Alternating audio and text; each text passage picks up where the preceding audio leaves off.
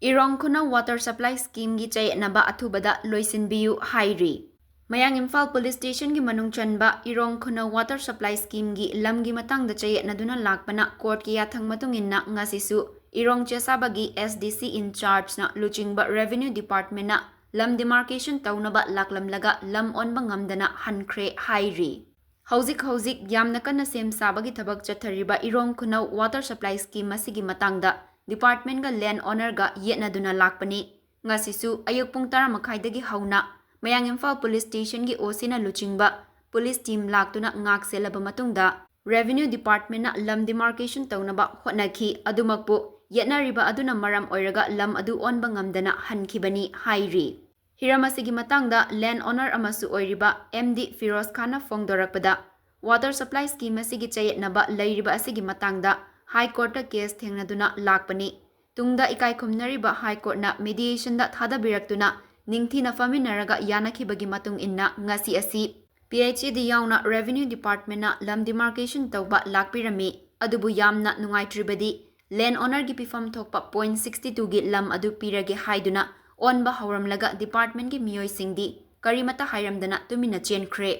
Yanakibagi matungina lam demarcation tawba laklaga mathong maram amata khangalamdana tumina chenkhiba asidi yamna laibak thibani haiki Firoz Khanna makhata na hai mamangda su land owner yaudana demarcation tawrambagi case tawnaringai cherak asida ngasisu yanabagi matungina laklamlaga akoibagi lam karigumba amata olamdana chenkhiba asigumba thawong asi matungda tawbiganu haireduna department gi masigumba thawong asina maram oiraga thabak suriba singa land owner ga nungainadaba lakpasu yai maramaduna Chayetnariba asigi matangda tangdangba ama khangdriba asi department na mityeng changbiraga santi puraknaba hotnabiyu haiki Irong Khunou water supply scheme ge Chayetnaduna lakpa lam demarcation gi matangda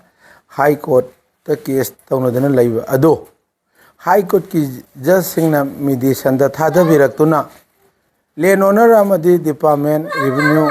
punna ahum mak phaminaduna yanakhibagi matungina ngasi tangapal October 2025 asi demarcation tawba lakpirami revenue department PIC department yauna adobo lam mapu lam pigadoriba Firoz Khan aigi lam ado 62 point aigi laijaba ado pifam thokpa do pirage na onba horamlaga makhoi tumin na chena khre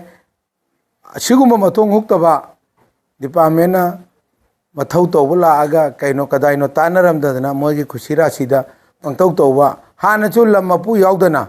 land owner yaudana lono demarcation tawrambagi case tawnringai marakto do ngasi shu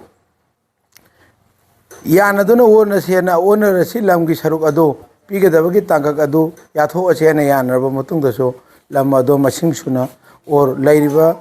akoibagi kaino do olamdana chenkhiba se asuma mathong huktaba se matungdi